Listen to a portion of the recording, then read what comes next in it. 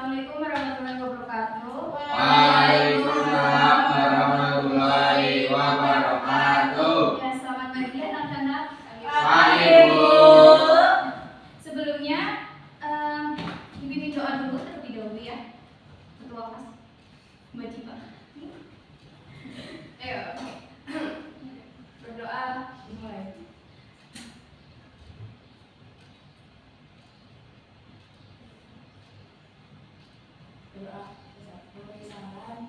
Assalamualaikum warahmatullahi wabarakatuh.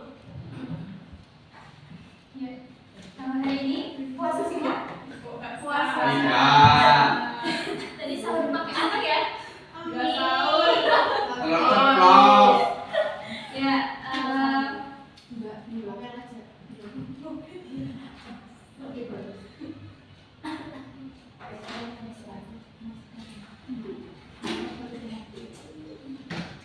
Dirapikan dulu ya tempat duduknya itu enggak sendirian aja, enggak sama masnya. Puasa ya? Puasa ya? Puasa, Bu. Ya. Biasa makan, Bu. Ya, langsung mulai aja ya. Kalian tahu yang di sini layar itu berita apa aja? Tahu. Pasti sering nonton ya? Bosan. Kalau nontonnya itu sinetron terus ya? Nanti Doraemon, Bu. Ya. Ibu akan membahas tentang teks berita. Ada yang tahu? Berita itu apa? Masa nggak tahu sering nonton berita kan? Apa namanya TikTok ya? Iya. Tahu. Tentang TikTok semua ini. Gitu. Ya, langsung saja ya materi ya.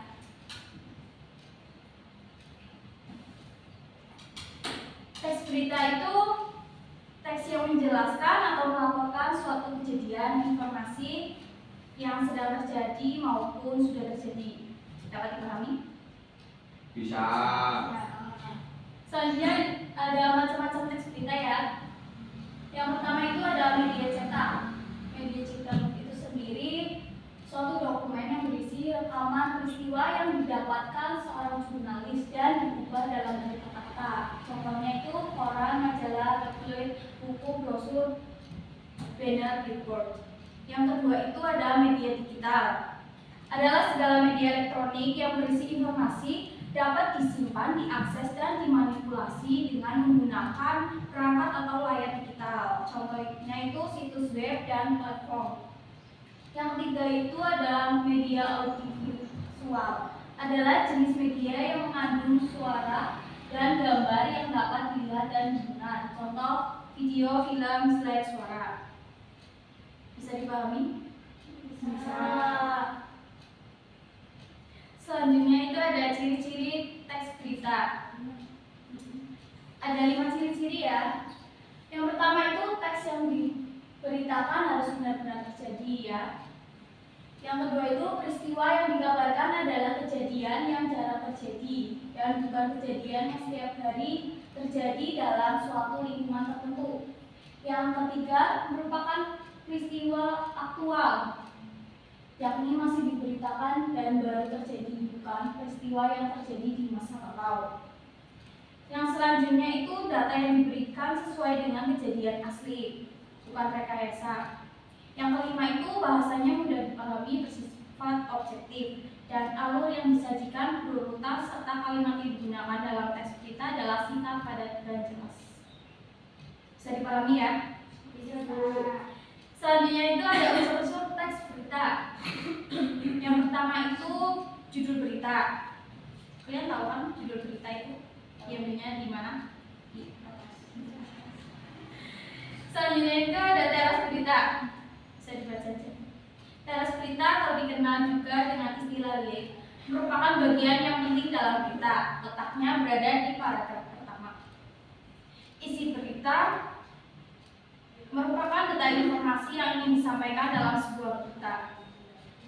Selanjutnya itu ada unsur kebahasaan teks berita. Yang pertama itu kalimat tunggal, kalimat yang memiliki satu klausa. Contoh, polisi menjaga gedung balai kota sejak pagi. Yang kedua itu kalimat majemuk, kalimat yang memiliki dan klausa dua 2 pausa atau lebih. Contoh ketika presiden datang, para polisi berpatroli di sekitar kawasan Jalan Merdeka Bandung.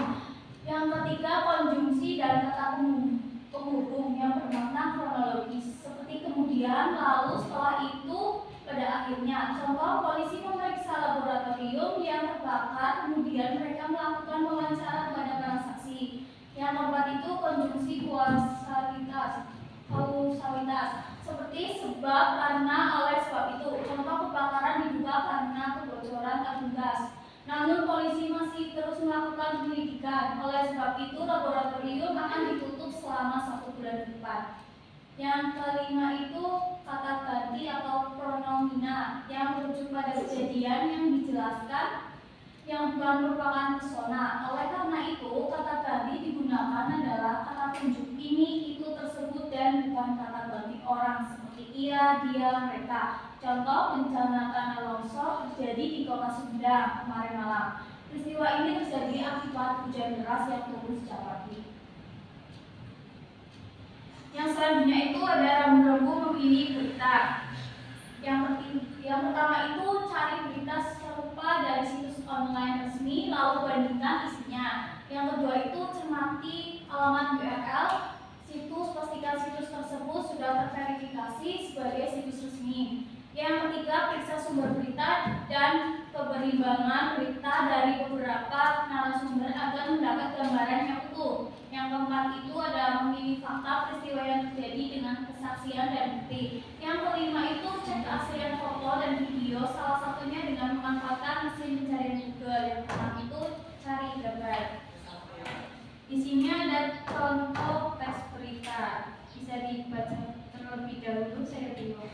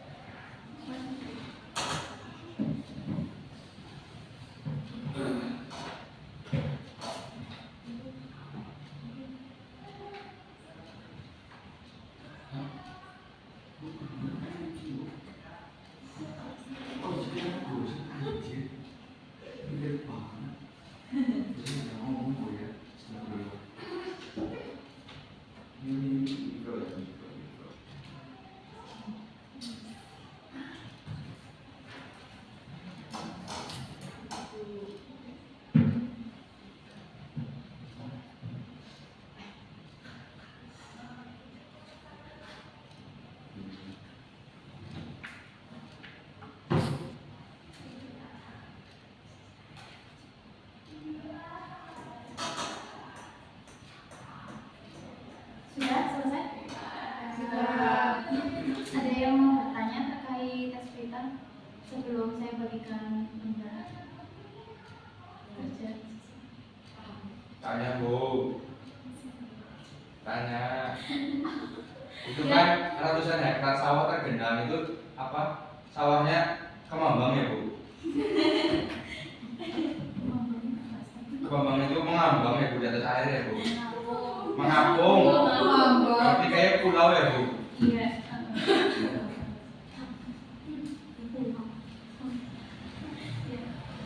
Sudah? Sudah. Saya berikan gambar kerja ya, dibagi menjadi 2 kelompok.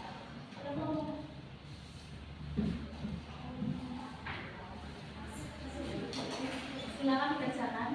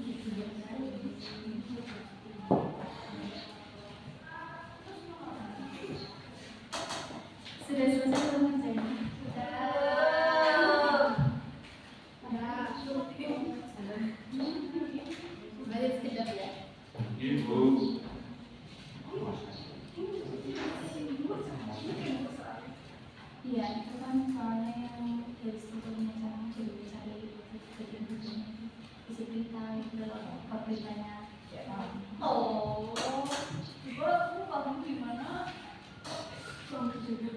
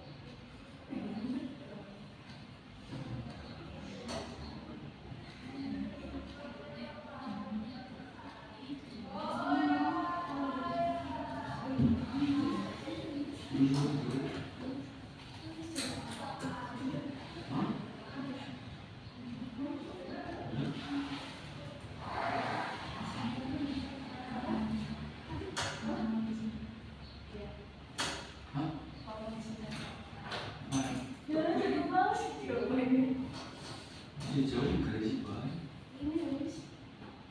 Dari judul berita terus kepala berita dari kepala ya kamu. Iya sih, nggak sama. Sudah ya? Sudah Bu. Siapa yang mau maju duluan? Nomor dua. Silakan Pak.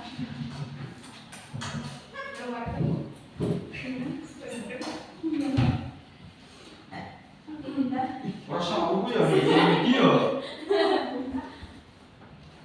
Angin kok. Ya, assalamualaikum warahmatullahi wabarakatuh. Waalaikumsalam warahmatullahi wabarakatuh. Dan di sini kami dari kelompok 2 mau mempresentasikan hasil diskusi kelompok kami. Dengan identitas kelompok 2 kelas A, anggota kelompok Fahrani Diva Lutfi. Ya, langsung aja ke jawaban kami. Struktur pertama nomor 1 judul berita, yaitu pemerintah terima laporan kasus pneumonia masuk RI, jumlahnya diverifikasi. Nomor 2 kepala berita, kalimatnya pemerintah telah menerima laporan kasus Mycoplasma pneumonia masuk Indonesia. Bakteri penyebab pneumonia tersebut dilaporkan mewabah di Cina. Kepala Biro Komunikasi dan Pelayanan Publik Kementerian Kesehatan Kemenkes Siti Nadia Tarmizi mengatakan laporan itu diterima melalui Dinas Kesehatan DKI Jakarta. Selanjutnya ada isi beritanya itu yang pertama adalah dia menuturkan pemerintah juga akan mendata gejala di ayam pasien. Gejala yang dialami pasien terinfeksi pneumonia adalah sesak napas disertai demam berlutut. Kan ini infeksi saluran napas dan gejala utama pneumonia dan sesak. Kendati begitu dari masyarakat tidak perlu khawatir sebab penyebab pneumonia bukan bakteri seperti COVID maupun Ebola karena bukan bakteri dan virus baru. Cara mendeteksi dan obat penangkalnya sudah ada. Itu juga diungkapkan oleh kesehatan di Dinkes DKI Jakarta. Selanjutnya ada ekor berita. Ya, Jadi yang ke Pneumonia. Jadi yang terakhir yaitu ekor berita. Apabila menyebut ada 15 imunisasi gratis dari pemerintah dengan sasaran usia anak sampai dewasa. Akses vaksin dosis 1 sampai 4 untuk COVID-19 usia 18 tahun ke atas gratis di puskesmas dan RSUD terdekat. Kita lampunya sampai jam itu ya? 8.40.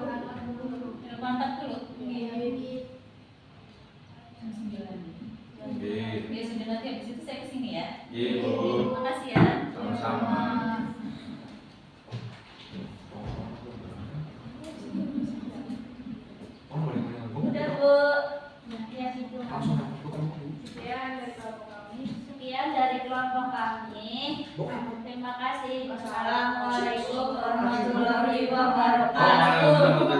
Satu. Ya. Satu. Maju.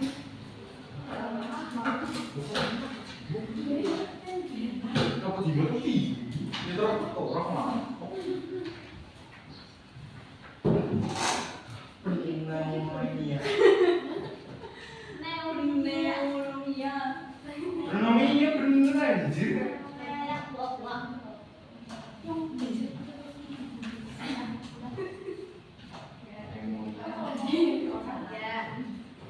Ya, kami dari kelompok 2 mau mempresentasikan salah satu mau mempresentasikan hasil pekerjaan kelompok kami.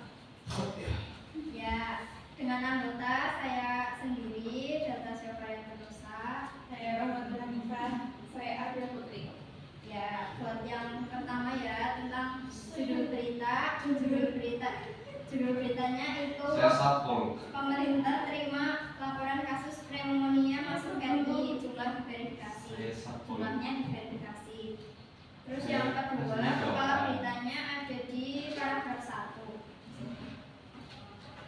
Selanjutnya isi beritanya terdapat pada paragraf 2 dan paragraf 3. Selanjutnya rekor berita ada di paragraf 4. Sekian presentasi dari kelompok kami. Terima kasih. Wassalamualaikum warahmatullahi wabarakatuh. Ya, sudah selesai ya. Kami ingin menanggapi untuk kelompok 1 dulu ya. Kelompok 1 itu terlalu ringkas ya. Tidak dijelaskan ya. Iya. Kenapa itu? Malas. Iya. Kan ada penilaian sendiri-sendiri ya. Ya. Untuk kelompok 2 sudah cukup bagus. Ya, semangat ya. Ya, ada yang mau bertanya terkait soal tadi? Silakan Bu. Saya ambil kertasnya ya. Silakan. Puasa.